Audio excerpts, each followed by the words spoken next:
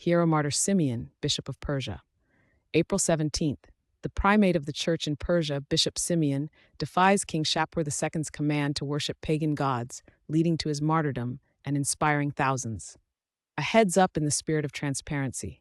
Please be advised that this content may include persecution, arrest, imprisonment, and execution. Saint Simeon served as the bishop of Seleucia Ctesiphon, holding the esteemed position of primate of the church in Persia during the 4th century.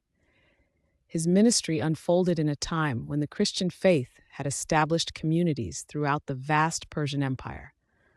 As bishop, Simeon bore the responsibility of guiding his flock, offering spiritual instruction, and upholding the sacred doctrines of the church amidst a predominantly Zoroastrian society. His leadership required both pastoral care and theological discernment, ensuring the faithful remained rooted in Christ. Approximately in the year 341 AD, the period of relative peace for Christians in Persia was brought to an end by the actions of King Shapur II. The king, influenced by pagan priests who sought to suppress the growing Christian presence, initiated a severe persecution.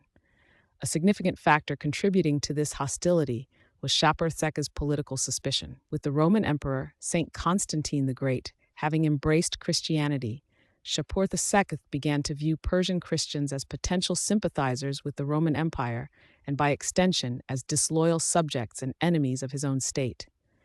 This perception created a dangerous climate for all who confessed Christ within Persia's borders.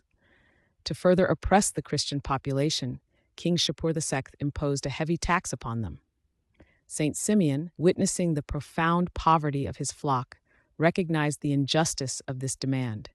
He refused to collect this tribute from those who struggled to sustain themselves. He declared with steadfast conviction that the Lord Jesus Christ paid the tribute for himself and his disciples with a single coin, and that he could not, in good conscience, demand such a burden from those who possessed little. This act of courageous defiance, rooted in his pastoral duty and commitment to his people, further inflamed the king's anger. The refusal to collect the tax, combined with the existing political suspicions, led directly to Saint Simeon's arrest. He was brought before King Shapur II for trial. The king confronted him, accusing him of concealing truth and being an enemy to the Persian realm and its ancestral gods. Shapur II commanded Simeon to renounce Christ and to offer worship to the Persian deities, specifically the sun and moon, which were venerated in the Zoroastrian tradition. Simeon stood firm before the king.